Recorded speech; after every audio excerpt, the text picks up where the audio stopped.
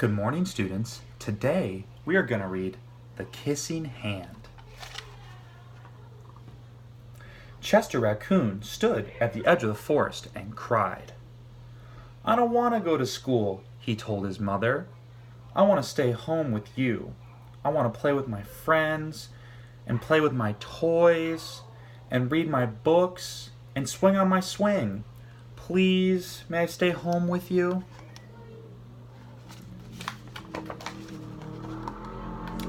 Mrs. Raccoon took Chester by the hand and nuzzled him on the ear.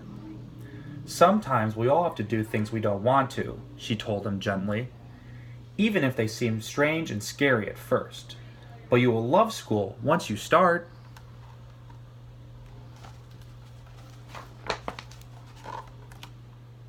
"You'll make new friends and play with new toys, read new books, and swing on a new swing.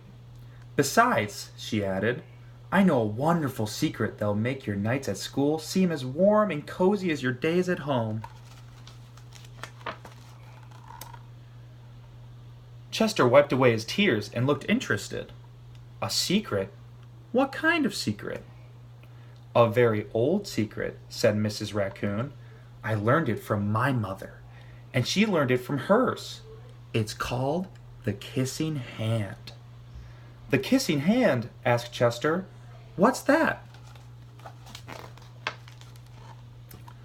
"I'll show you." Mrs. Raccoon took Chester's left hand and spread open his tiny fingers into a fan. Leaning forward, she kissed Chester right in the middle of his palm. Chester felt his mother's kiss rush from his hands, up his arms, and into his heart. Even his silky black mask tingled with a special warmth.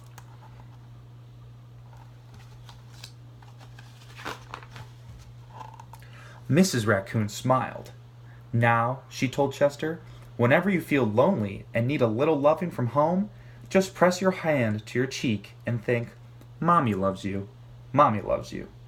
And that very kiss will jump to your face and fill you with toasty, warm thoughts."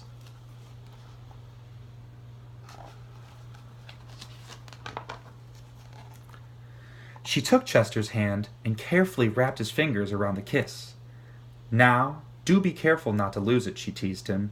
"But don't worry, when you open your hand and wash your food, I promise the kiss will stick."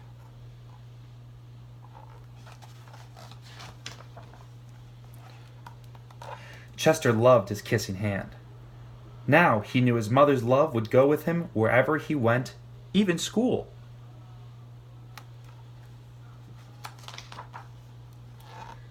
That night, Chester stood in front of his school and looked thoughtful. Suddenly, he turned to his mother and grinned. "Give me your hand," he told her.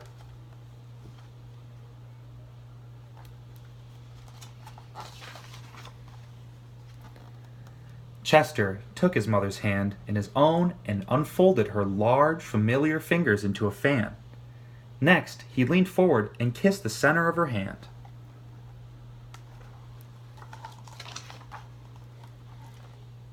"Now you have a kissing hand too," he told her, and with a gentle goodbye and "I love you," Chester turned and danced away.